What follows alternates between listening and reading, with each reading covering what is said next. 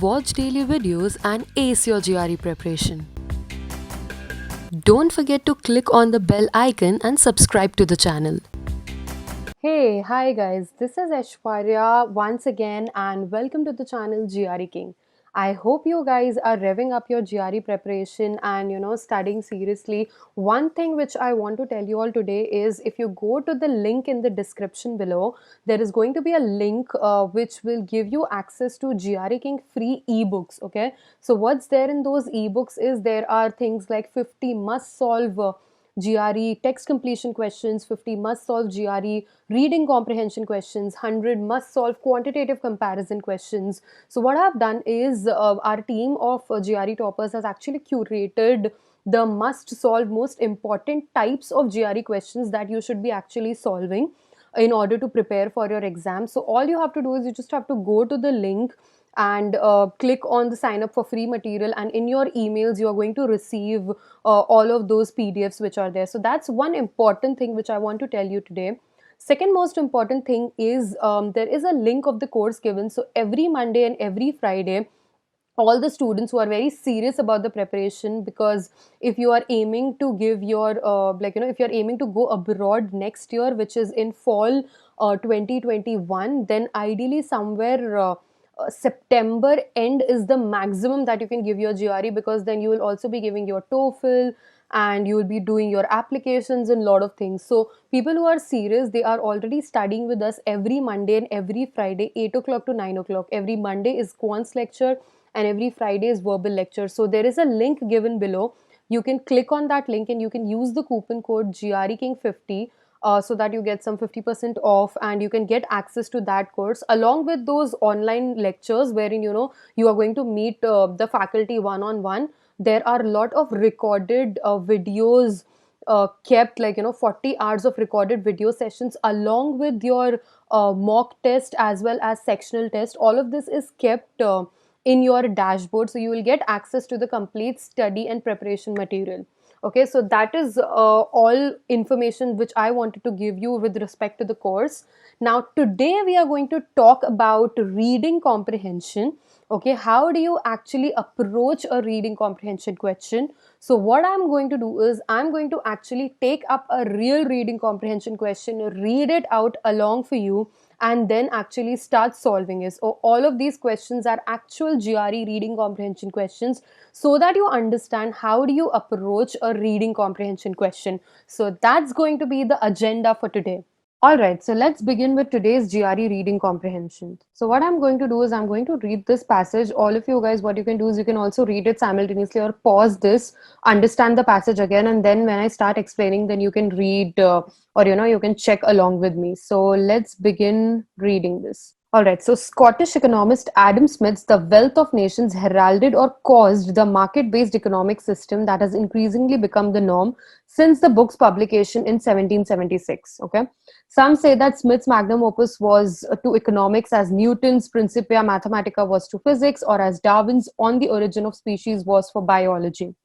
What does it mean? That they're comparing the famous books of other authors. Smith's book Wealth of Nations was similar to Newton's Principia Mathematica, and all of these were famous books, and they made a mark in the society. That is what it means. Certainly, the book made its impact in the early United States. 1776 predates wide usage of the term capitalism, now commonly associated with Smith, and which Smith refers to as a system of natural liberty. Okay, Smith presented what we today consider economics 101, supply and demand, and the importance of specialization and the division of labor. He also posited that individuals pursuing their own self-interest could unintentionally create a more just society by so doing, an idea sometimes referred to as the invisible hand. Okay, so here he is talking about an idea which is called as invisible hand, and what he means that if an individual is pursuing his own self interest, he could do that, but at the end of the day, everything has to be just or fair. Okay, so those are two contradictory ideas which he's actually trying to explain in the second paragraph. Let's come to the last paragraph. Even Smith's critics do not deny the book's immense influence. Okay, so critics also do not deny the influence, because it made a mark. That is what we came to know from the first paragraph. Murray Rothbard levels the criticism that the wealth of the nations, in fact, eclipsed public knowledge of all economics, better ones, he says, before Smith. Okay, so Murray Rothbard is again another critic of the wealth of nations, and what he's saying is the ideas that were there in the book that were already spoken about by other economists, okay, who did not get as famous as Smith, and because he wrote it in the book, so he got more famous. So his ideas, whatever were there, were already acknowledged, okay, like already written by or told by other economists or authors, okay. So in fact eclipsed public knowledge of all economists, as in it did not take all the other economics onto limelight, okay. So that is what you mean by that. So it eclipsed, it shadowed the public knowledge of all economics in front of the people. Okay, so in this passage, what we came to know is here they are talking about an Scottish economist whose name is Adam Smith, and he wrote a book, Wealth of Nations Heralded. Okay, and they are talking about that, how this book made an impact in the society. And then we also talk about some of the critics which come into picture. And in the second paragraph, we come to know that, what Smith is actually trying to present in the book. Okay, so whenever you read the passage, you should be able to actually tell the summary of the passage in your own words, so that when you go to the questions, if you have told the summary of the passage to yourself, like, by saying it loud, then you will be able to actually figure out what's the answer of all the questions. Okay, now let's go to the question. Consider each of the answer choices separately and indicate all that applies. So this is a question in which, like, one or more than one option could be correct. Okay, so it's not that, oh, you have to choose only one option. When you see these boxes, okay, that means you can choose more than one option. So which of the following statements is not in contradiction with the opinions of Murray Rothbard as expressed in the passage? Okay, now if you have read the passage, if you have told the summary of the passage, you should know that, Murray Rothbard, the mention of Murray Rothbard was done only in the last paragraph. Okay, so that it has nothing to do with the first or the second paragraph. There might be one of the statements which are here, which are in the first or the second paragraph, but you have to keep in mind that your answer should be in line with the third paragraph. Okay, so which of the following statements is not in contradiction with the opinions of Murray Rothbard? Okay, not in contradiction. Okay, that means it supports Murray Rothbard's opinion as expressed in the passage. Not in contradiction means it supports. So let's see which of the following supports Murray Rothbard's opinion. Okay, Smith was possibly the third best economist of all time. So now you might wonder that, nowhere it's mentioned in the passage that he was the third best economist of all time. So let's keep that on hold. The wealth of nations should not have been as influential as it was. Okay, so again, coming back to the question, don't forget what the question asks you to do. Not in contradiction, that means it has to support what Murray Rothbard is saying. And the last one is Adam Smith was not particularly influential. Okay, so as you mentioned that, Murray Rothbard is nowhere telling you that, Adam Smith was not particularly influential. Okay, so this third option is going to get eliminated. So third option is definitely not the answer. So third option gets eliminated. Why? Because we have to choose that are not in contradiction. That means they support. Okay, they don't contradict. Okay, but this one contradicts because Murray Rothbard is not saying that. Okay, now Smith was possibly the third best economist of all times. How this can be the right answer? Because here he says that, other economists were better than Smith. Okay, that is what I explained you in the last paragraph. Other economics were better than Smith. It does not say that, he was possibly the third best economic of all times, but there were people who were better than Smith. Okay, who were better than Smith. That is what he's saying. Okay, so here, if you go according to the passage, the question this question says that, which of the following statements is not in contradiction with opinion. So if I consider this statement, it is not in contradiction. Okay, so it is supporting. Okay, so although this option is not mentioned in the passage explicitly that, Smith was possibly the third best economist of all time, you have to choose that, whether it is supporting Murray Rothbard or it is not supporting Murray Rothbard. It is supporting because Murray Rothbard felt that, other economists were better than Smith. Okay, so there were economists who are better than Smith. So first, it's the right answer. Similarly, the wealth of nations should not have been as influential as it was. So that is what he's trying to explain here. It also comes from the first statement that whatever his logic was, it eclipsed public knowledge of all economists. Okay, so it should have not been as influential as it was. So the correct answer here is going to be option 1 and option 2. Okay, why? Because both of these are supporting Murray Rothbard. Okay, they are not contradicting. So are they contradicting him? No, they are not contradicting. So that is why. Whereas if I talk about Adam Smith was not particularly influential, it is contradicting, right? Because he has not said that he was not influential. And he in fact wrote, the first statement says that even Smith's critics do not deny the book's immense influence. That means he was influential. Okay, so the correct answer is first and the second one. Let's move to the next question. All right, which of the following would be an example of the invisible hand as described by Adam Smith?